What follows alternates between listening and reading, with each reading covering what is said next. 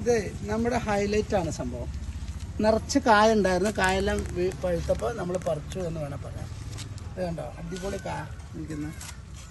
ഇത് നമ്മളെ വില ഇട്ടിരിക്കുന്നത് 10ഉം 12ഒക്കെയാണ്. നമ്മളിത് ഇപ്പോൾ നമ്മളൊരു സ്പെഷ്യൽ റേറ്റ് എന്ന നിലയ്ക്ക് ഇവിടെ വന്നെടുക്കുന്നവർക്ക് 8000 രൂപയ്ക്ക് കൊടുക്കും. 8000 രൂപ കൊടുക്കാം.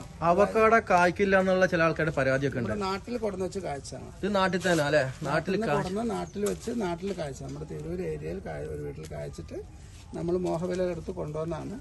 ഏകദേശം കായെല്ലാം തീരുന്നു, 2 കായും കൂടി ഉള്ളൂ.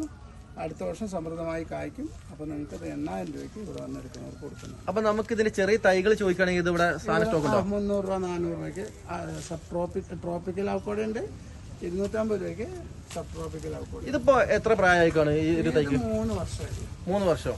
അപ്പൊ നമുക്ക് ശരിക്കും ചെറിയ തൈ വെച്ച് കഴിഞ്ഞാൽ 3 വർഷം കൊണ്ട് അവക്കാഡോ കഴിക്കും. ഇത് കൊണ്ടുവന്നവർക്ക് ഗ്രാഫ്റ്റ് ചെയ്ത് വീണ്ടും ഉണ്ടാക്കാമല്ലോ. തൈകൾ കാച്ച